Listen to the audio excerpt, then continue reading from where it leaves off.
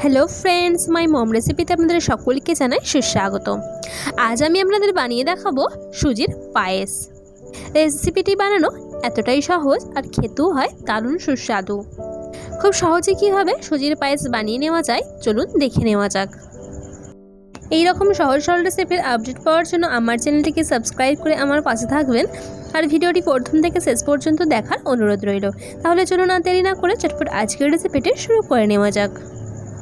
প্রথমে চুলার মধ্যে আমি একটি প্যান বসিয়ে নিয়েছি আর প্যানের মধ্যে দিয়ে দিচ্ছি দুধ। আমি এখানে 2 প্যাকেট দুধ ব্যবহার করেছি, তার মানে 1 কেজি আমি দুধ ব্যবহার করেছি। দুধটাকে এবার খুব ভালো করে ফুটিয়ে নেব। অপর সাইডে চুলায় আমি একটি হাঁড়ি বসিয়ে নিয়েছি। এবারে হাঁড়ির মধ্যে দিয়ে দেব পরিমাণ মতো ঘি। দেখুন আমি এখানে পরিমাণ মতো ঘি দিয়ে নিলাম। এবার আমি ঘিয়ের মধ্যে ড্রাই ফ্রুটসগুলো দিয়ে নেব। আমি এখানে ড্রাই ফ্রুটসের মধ্যে ব্যবহার করেছি কাজু, কিশমিশ আর আলমন্ড। আমি ড্রাই ফ্রুটসগুলো ঘিয়ের মধ্যে এইভাবে নেড়ে চেড়ে ভেজে নেব। দেখুন এইভাবে হালকা করে ভেজে নিতে হবে। দেখুন ড্রাই ফ্রুটসগুলো হালকা করে ভেজে নিয়েছি। এবার ভেজে নেওয়া ড্রাই ফ্রুটসগুলোকে একটি পাত্রের মধ্যে তুলে নেব। দেখুন সমস্ত ড্রাই ফ্রুটসগুলোকে আমি একটি পাত্রের মধ্যে তুলে নিলাম। এবার আমি হাঁড়ির মধ্যে দিয়ে দেব পরিমাণ মতো রিফাইন্ড অয়েল বা সাদা তেল। দেখুন আমি এখানে পরিমাণ মতো দিয়ে নিলাম আর দেব ঘি। দেখুন আমি এখানে পরিমাণ মতো ঘিও ব্যবহার করলাম। ঘিটা দিয়ে নেওয়ার পর এবার একটু হালকা করে গরম করে নেব। গরম করে নেওয়ার পর এবার দিয়ে দেব দারচিনি। দেখুন আমি 4-5 টুকরো দারচিনি দিয়ে দিলাম। খুব ভালো করে একটু গরম করে নেব। এবার এর মধ্যে দিয়ে দেব তেজপাতা। আমি এখানে 3টে বড় সাইজের তেজপাতা ব্যবহার করেছি। তেজপাতাটা দিয়ে নেওয়ার পর একটু নাড়াচাড়া করে নেব। এবার দিয়ে দেব সুজি। আমি এখানে 500 গ্রাম সুজি ব্যবহার করলাম। সুজিটা দিয়ে নেওয়ার পর এবার খুব ভালো করে নাড়াচাড়া করে ভেজে নিতে হবে মিডিয়াম টু লো ফ্লেমে। বেশ কিছুক্ষণ পর ফেরত এলাম। দেখুন সুজির কালারটা কিন্তু হালকা চেঞ্জ হয়ে এসেছে। খুব ভালোভাবে ভাজা কমপ্লিট হয়ে গিয়েছে। এবার এর মধ্যে দিয়ে দেব আগে থেকে ভেজে রাখা ড্রাই ফ্রুটস। দেখুন সমস্ত ড্রাই ফ্রুটসগুলো আমি দিয়ে দিলাম। দিয়ে আবারও কিছুক্ষণ ধরে খুব ভালো করে নাড়াচাড়া করে ভেজে নেব। দেখুন আবারও বেশ কিছুক্ষণ ভালো করে ভেজে নিয়েছি। এবার দিয়ে দেব আগে থেকে ফুটিয়ে রাখা দুধ। আর অবশ্যই এই টাইমে গ্যাসের ফ্লেমটা বন্ধ করে রাখবেন।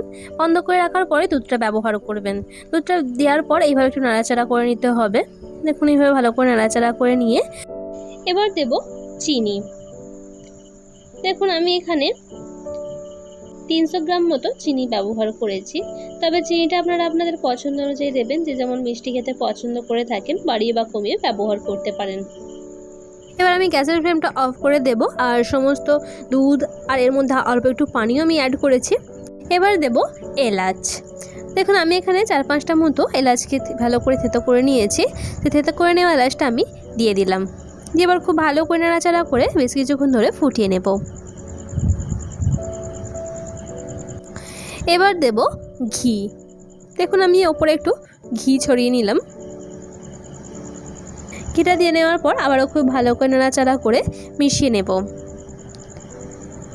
লাস্ট টাইমে এই ঘিটা ব্যবহার করলে ঘিয়ের ফ্লেভারটা কিন্তু দারুণ আসে। দেখুন এইভাবে খুব ভালো করে নাড়াচাড়া করে মিশিয়ে নিতে হবে।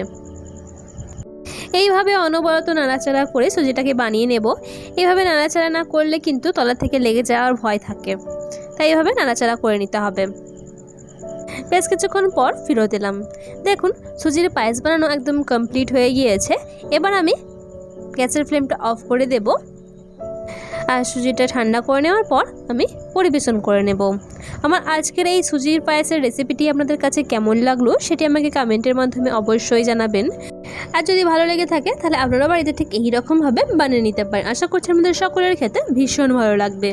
যদি ভালো লেগে থাকে ছোট্ট একটি লাইক এবং প্রচুর শেয়ার করে দেবেন। আজকের মতো তবে আমি আপনাদের কাছ থেকে বিদায় নিলাম। কাল আবার দেখা হচ্ছে নতুন কোনো রেসিপির সঙ্গে। লাস্ট অবধি আমার সঙ্গে থাকার জন্য আপনাদের সকলকে অসংখ্য ধন্যবাদ। আপনারা সকলে ভালো থাকবেন এবং সুস্থ থাকবেন।